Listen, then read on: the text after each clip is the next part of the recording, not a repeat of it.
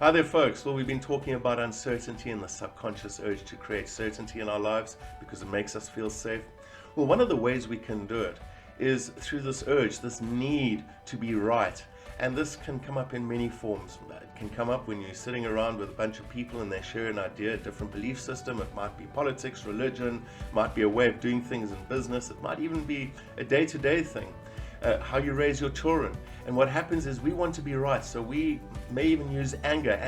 It can be used as a great sort of hammer to punch our idea into the other person's camp and make sure that it stays there so we are right. And what can happen through this process is it can prevent us from learning different perspectives, it can break down relationships, it can increase conflict. And before we know it, we're feeling that we're even more uncertain than we were before, and this can drive even more anger, and it's kind of this spiral downwards. So I feel using awareness, one of the most important things is to notice this need to be right.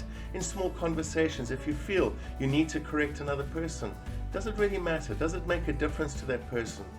Maybe we're just doing it because our intention is to feel secure and self-worth around it. Well, then let it go.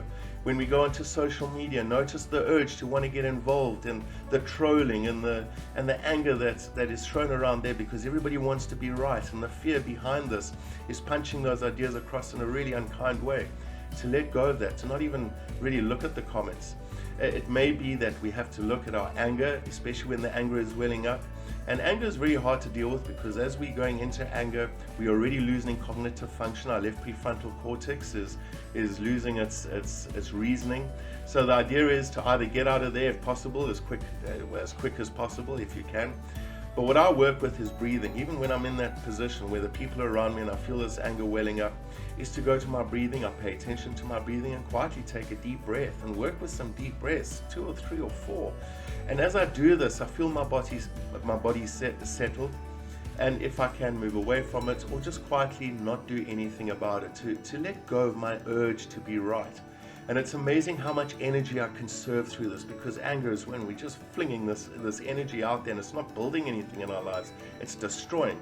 So through this process, I feel I reclaim a lot of energy, and it gets easier and easier because our neural pathways start getting used to this concept of it's okay not to always be right.